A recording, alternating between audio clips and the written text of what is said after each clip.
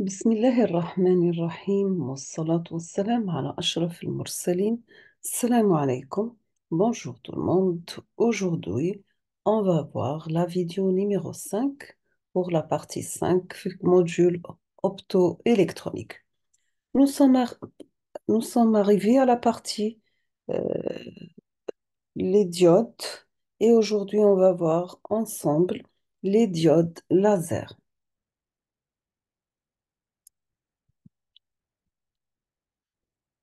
Nous avons que une diode laser, c'est un composant optoélectronique à base de matériaux semi-conducteurs.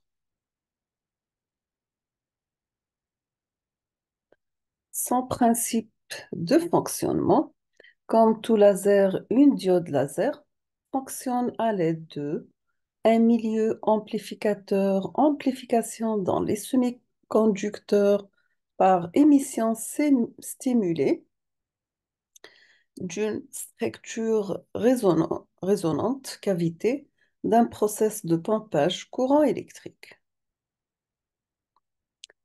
Donc, on va voir ici dans cette figure la différence entre une diode normale et une diode laser. Donc, nous avons l'absorption. Pour les LED, c'est émission spontanée, mais pour les lasers, nous avons émission stimulated. La lumière est émise lorsqu'un électron passe d'un niveau d'énergie élevé E2 à un niveau d'énergie inférieur E1. Lorsqu'un électron entre en collision avec un photon, il diffuse de l'énergie et retourne un photon identique. Donc, pour les diodes laser, la notion d'émission stimulée, si nous avons un électron qui se trouve à un niveau d'énergie supérieur et un photon qui arrive avec une énergie delta E, alors le photon va stimuler l'électron à tomber dans l'état d'énergie plus basse, émettant ainsi un photon qui a la même longueur d'onde, même direction, même polarisation, même phase que le photon incident. Maintenant, un électron se désintègre d'un niveau d'énergie supérieur sans influence extérieure en émettant un photon, on parle alors d'émission spontanée. La phase et la direction associées au photon émis sont aléatoires.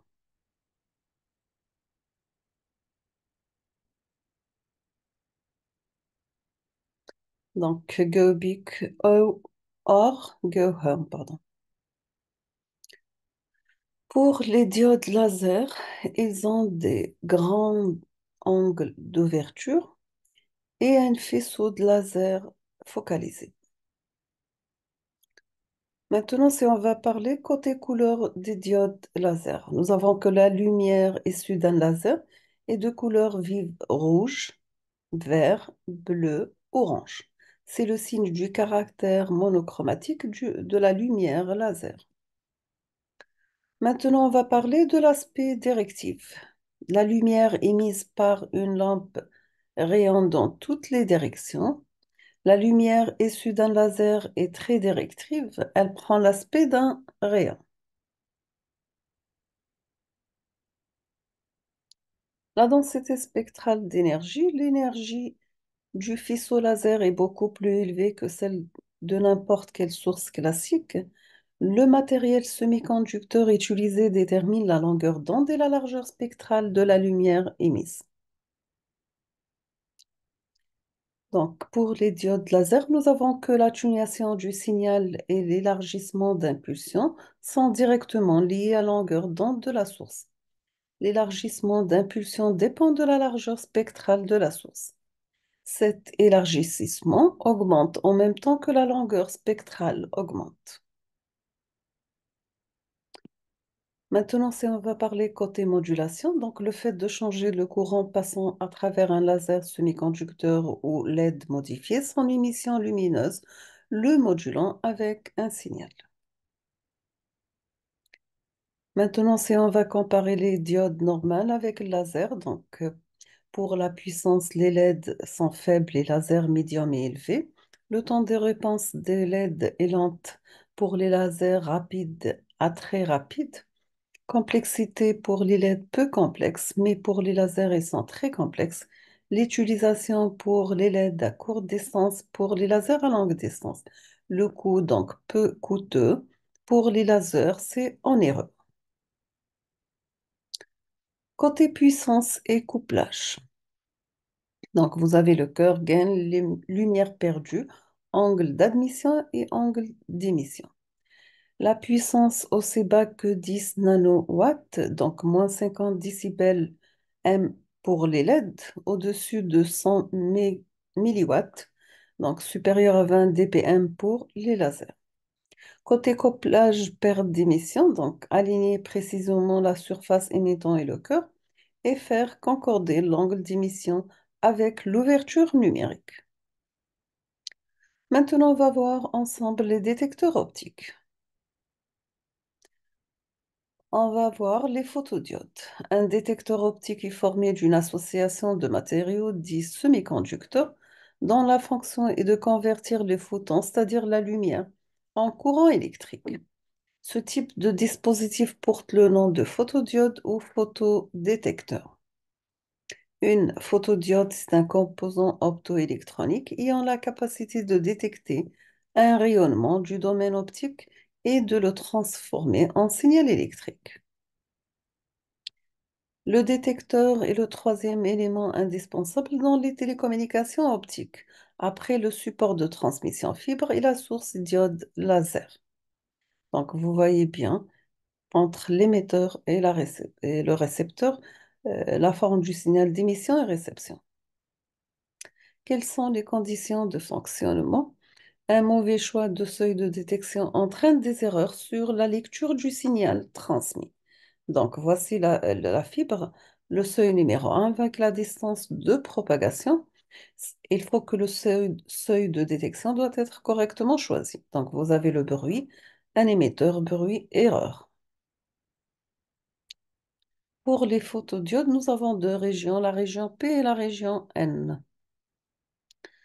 La région P, l'impureté ayant moins d'électrons que d'atomes et des trous sont créés.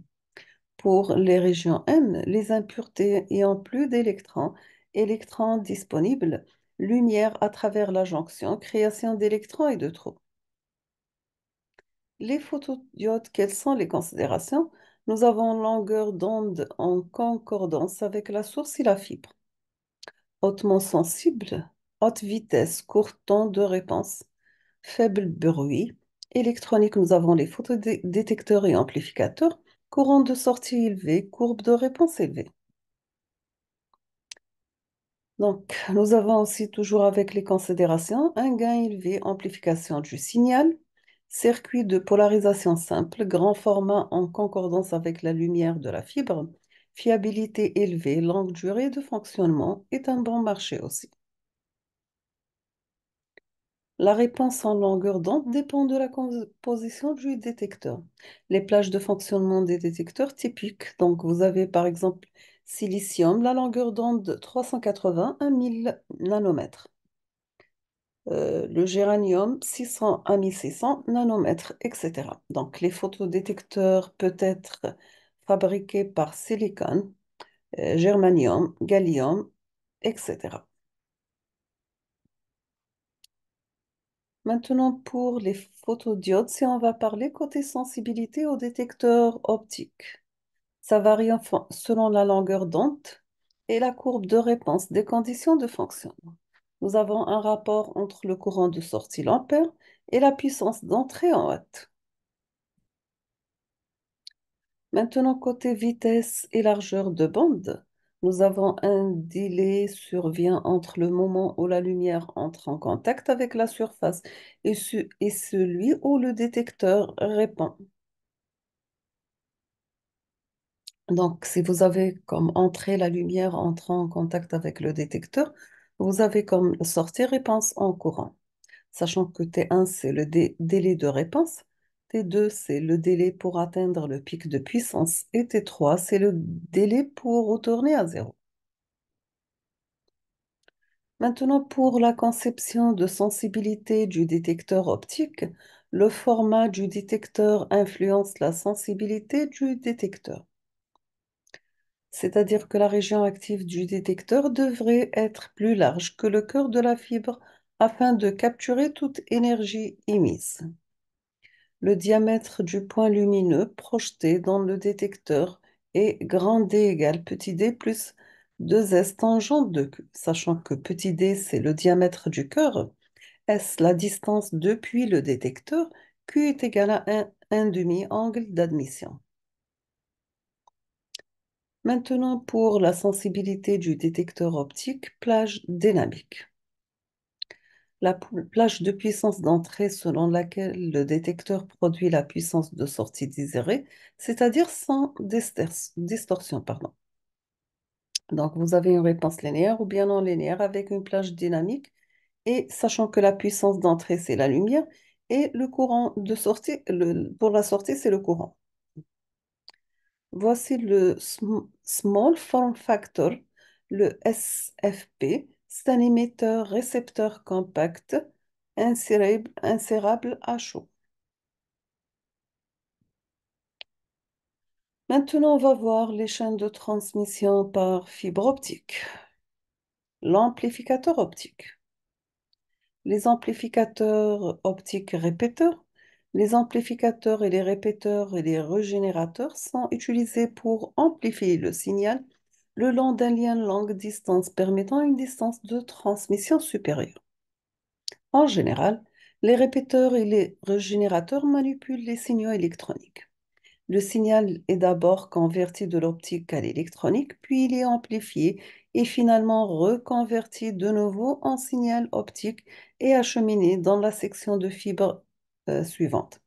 Les amplificateurs optiques fonctionnent directement avec l'énergie lumineuse. Donc, nous avons les répéteurs et régénérateurs, le signal d'entrée.